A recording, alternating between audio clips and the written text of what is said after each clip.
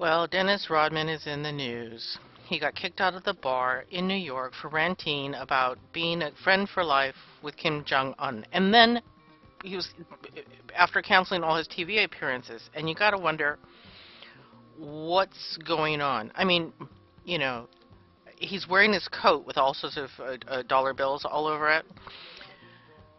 And I think that's a key hint as to what is really going on with Dennis Rodman, because astrology aside, last year it was said that, where is it?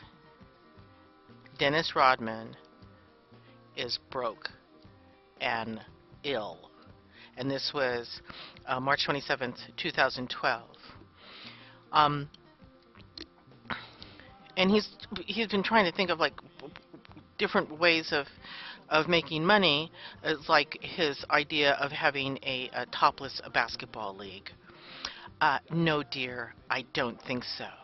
There's also an interesting thing going on with him last year, it was, since he was 50, is that his Chiron return. And a Chiron is it represents the wound that you always have, that never heals, but that through which you can teach others. Well, last year he met up with his father for the first time in 42 years, and that's pretty amazing. That's half of a Uranus cycle. A Uranus cycle is 84 years, so it's half of a Uranus cycle. That was a separation. So, gosh, his father acknowledged fathering 29 children from 16 mothers. Hokey smokes. Well, as Groucho Marx said to someone, I think this is what knocked him off the air, when the guy said, I have 16 kids. He says, I love my wife. He goes, I love my cigar, but I take it out now and then. Okay, so let's just get rid of these for now. Okay, so what's up with Dennis Rodman? It's not that he suddenly became a friends for life with Kim Jong-un. Kim Jong-un gave him money to come there and hang out. Or else, how did he fly there if he's broke? If he can't pay his child support to his third wife for his, preteen children, then it's a money issue. So here we go. Here's Dennis Rodman's chart.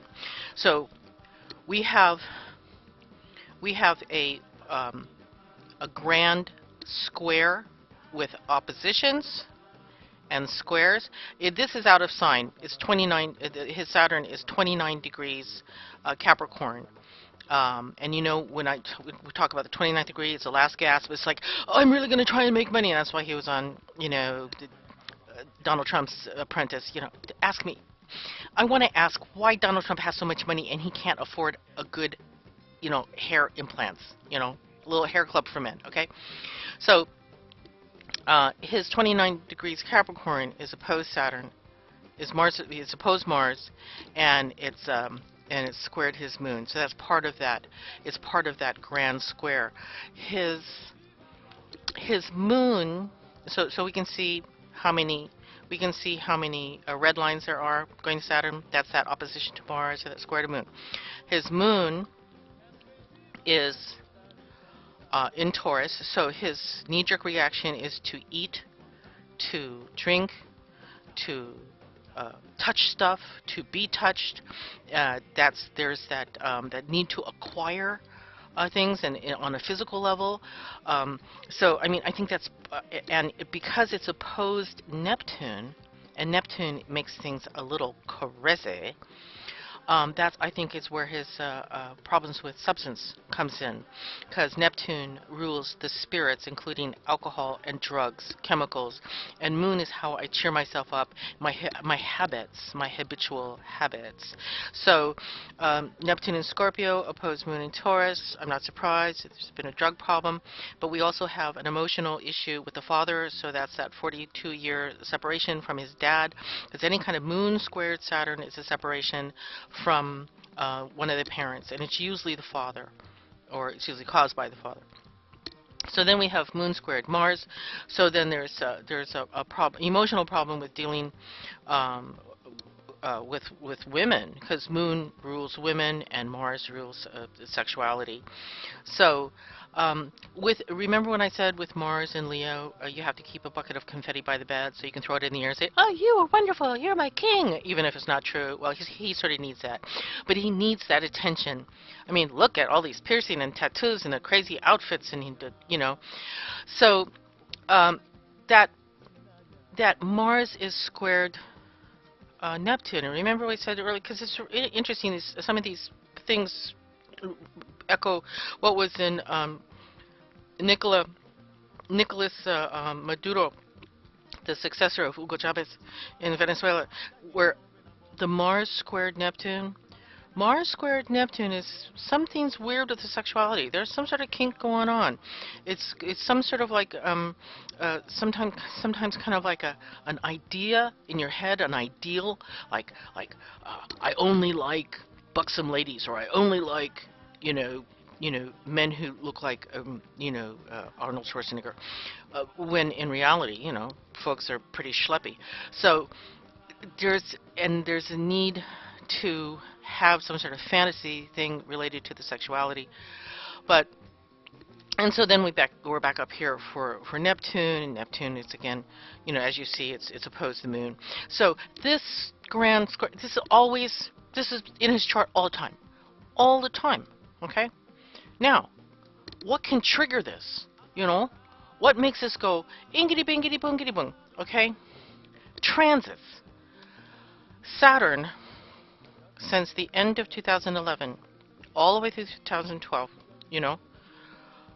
has been in Scorpio, and it moved over his Neptune. It moved over his Neptune in Scorpio. Okay, and that Neptune in Scorpio is connected like a spider web to the squares to Saturn and Jupiter, the oppositions to the Moon, a square to Mars, and they're all squared and opposed to one another. And so when Saturn went by, when jangly, he went to court. Saturn rules the courts. He went to court saying, no money. 10th house is career. Saturn is a contraction of money in his career. Okay, well that's been happening for this last year or so. What triggered his meltdown at the bar on the 3rd of March? Moon. Moon went by and said, hey, remember all those money problems you were having? Remember all those career problems that you're having? Remember that you can't give any money to your baby mama? So you can remember it's going to say, yowie, yowie, yowie, yowie, yowie, and it just triggers all this stuff, okay? Another thing about him ranting in the bar, saying that he didn't want anybody else to argue with him about the human rights abuses from Kim Jong-un.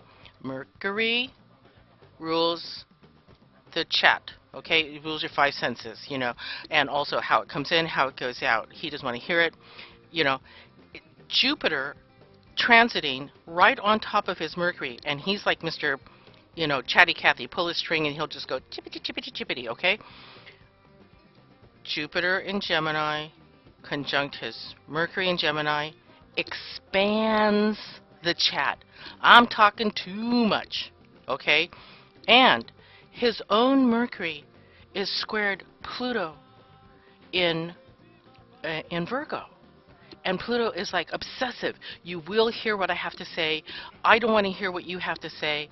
This is my belief. And so this expansive Jupiter is like right on top of his Mercury, and he's like getting these ideas in his head. He's like, oh, I'll go to North Korea. I'll hang out with Kim Jong-un. I'll be able to know more about him than the CIA. And then I'll come back, and I'll be able to be on TV, and I'll make some money, and maybe I can pay my baby mama some child support. Who knows? But I think it's a money thing because of all these Pisces planets, this mob of Pisces planets, going through his 2nd house of personal finance. And he has his Chiron return, this, the whole thing about healing up with his dad and stuff like that. All this stuff is like making him think, I gotta make some money. If I don't make some money, I'm just like, I'm gonna go to jail. So, is this a really lucky time for him? Well, as you see, Jupiter, which governs luck, is conjunct his Mercury, so he's talking just too much. If he has an opportunity to to do something, he feels this is a lucky thing to do because with publicity, say what you want, spell my name right. You know, if you're in the public eye, then you're going to be able to make some money. You know, and so as far as like, is this a really good career move? Emotionally, it's not happening for him because like he has transiting Saturn that's approaching an opposition to his moon, and so that means it's my emotional life is it's contracting, and the authorities are in my face. The authorities want to get money from me for my baby mama and my children. Um, Saturn is I think that he's going to get some blowback because Saturn is squared his Mars and squared his Jupiter. He may get some bad press, you know, from his visit to Kim Jong Un. I think also he's not thinking clear because transiting Neptune, hazy, foggy, cloudy, is squared his natal Mercury, and Mercury is how you think about things, and he is not thinking correctly. And this is just a quick overview of Dennis Rodman being as crazy as he wants to be, but it's some of the reasons why I feel that there's reasons for him being crazy, is that your goofy ass decisions in your life catch up with you, and if you make arrangements for child support when you have money and then you don't have money, then you're in the same place as like Brendan Fraser. Brendan Fraser is also in the same sort of situation. Well, maybe we'll do a little chart about him. But poor Dennis Rodman, as crazy as he wants to be, what can you do?